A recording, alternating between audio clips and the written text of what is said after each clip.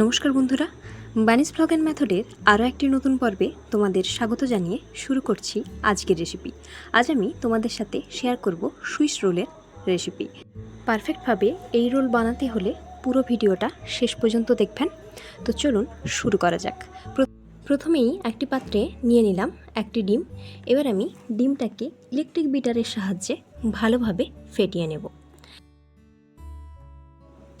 যতক্ষণ না ডিমটার colour change হয়ে সাদা বর্ণ ধারণ করছে ততক্ষণ পর্যন্ত ডিমটাকে আমি ইলেকট্রিক বিটার দিয়ে ফেটাতে থাকব। দেখুন ডিমটা কতখানি বিট হয়েছে এবং এখানে ডিমের কালারটাও একদম চেঞ্জ হয়ে গেছে।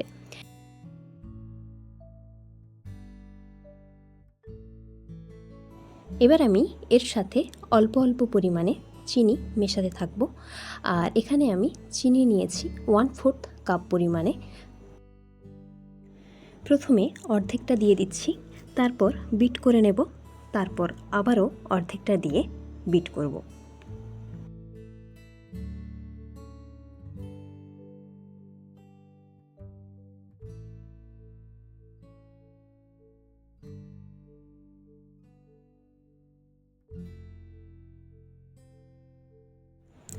বিটারটাকে আমি এই পর্যায়ে অফ করলাম এবং মিশ্রণটিকে বিটার দিয়ে তুললে এরকম পিক উঠতে থাকবে। যেই কাপে মেপে চিনি অ্যাড করেছিলাম সেই কাপেরই অর্ধেকটা আমি দিয়ে দিচ্ছি সাদা তেল। বাকি অংশটা নর্মাল টেম্পারেচারে থাকা জল দিয়ে ভর্তি করে নিলাম। এবার এর মধ্যে দিয়ে দেব 2 থেকে 3 ফোঁটা ভ্যানিলা এসেন্স। এবার এই সম্পূর্ণ মিশ্রণটাকে আগে থেকে বিট করে রাখা মিশ্রণের মধ্যে দিয়ে দেব। এই পর্যায়ে কিন্তু আমি ইলেকট্রিক বিটার দিয়ে আর বিট করব না, ওই বিটারের একটি ডান্ডি দিয়ে এইভাবে হাত দিয়ে ঘুরিয়ে ঘুরিয়ে আমি বিট করব। এরকম বিট করার কারণ এক্সট্রা বাতাস যাতে না এই মিশ্রণের মধ্যে ঢোকে। এবার আমি এর মধ্যে অ্যাড করে দিলাম 1/4 কাপ পরিমাণে ময়দা। তারপর দিয়ে দিচ্ছি 1/4 টি চামচ বেকিং পাউডার এবং 1/8 টি চামচ বেকিং সোডা। এবার আবারও আলতো আলতোভাবে ঘুরিয়ে আমি শুকনো উপকরণগুলোকে মিশ্রণের সাথে মিশিয়ে নেব।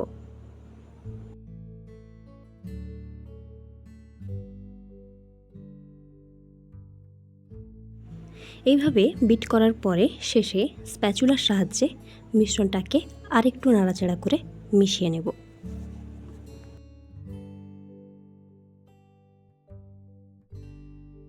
মিশ্রণটা এখানে আমার রেডি হয়ে গেছে। এবার আমি কেকটা বানানোর জন্য এরকম একটা 3 পাউন্ডের মোল্ড নিলাম। তার মধ্যে আমি পুরো মিশ্রণটা এইভাবে ছড়িয়ে চারপাশে ঢেলে নেব।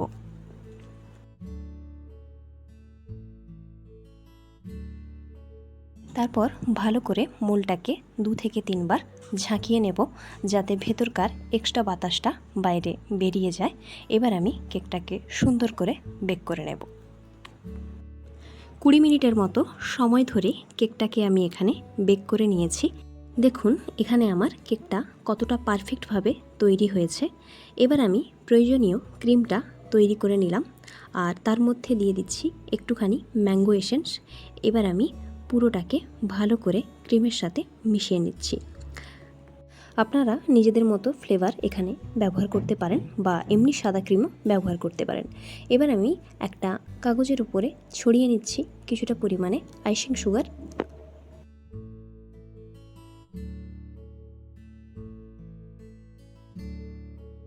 এবার এই কাগজটির উপরে কেকটাকে আমি উল্টে দেব এবং পেছনের কাগজটিকে এইভাবে আস্তে আস্তে টেনে তুলে নেব। এবার কেকটির উপর থেকে লাগিয়ে নেব তৈরি করে রাখা ক্রিম।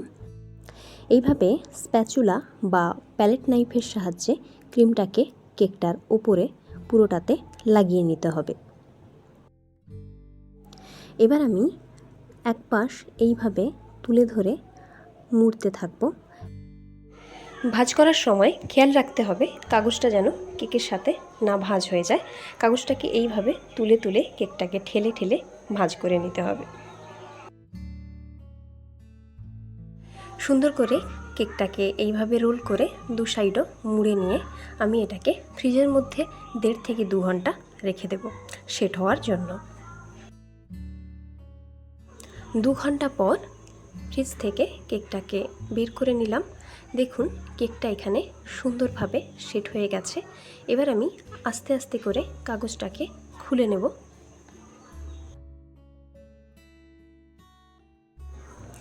দেখুন এই ছিল আমার সুইস রোলের ফাইনাল লুক। এবার আমি কেকটাকে কেটে সার্ভ করে নেব। এভাবে খুব সহজেই সুইস রোল বাড়িতেও আপনারা তৈরি করে বাচ্চা সহ পরিবারের সকলের সাথে উপভোগ করতে পারেন। দেখুন এগুলো কতটা সুন্দর এবং পারফেক্ট হয়েছে। দেখতে যেমন সুন্দর, খেতেও কিন্তু লোভনীয় এই সুইস রোল। তোমাদের রেসিপিটা কেমন লাগলো অবশ্যই কমেন্ট করে জানিও। কমেন্টের পাশাপাশি আমার চ্যানেলটিকে সাবস্ক্রাইব করে রেখো নিত্য নতুন ভিডিও সবার আগে পাওয়ার জন্য। আজকের মতো বিদায় নিচ্ছি, ফিরে আসবো আবারও এক নতুন রেসিপি নিয়ে। ততক্ষণে সবাই ভালো থাকবেন, সুস্থ থাকবেন। ধন্যবাদ।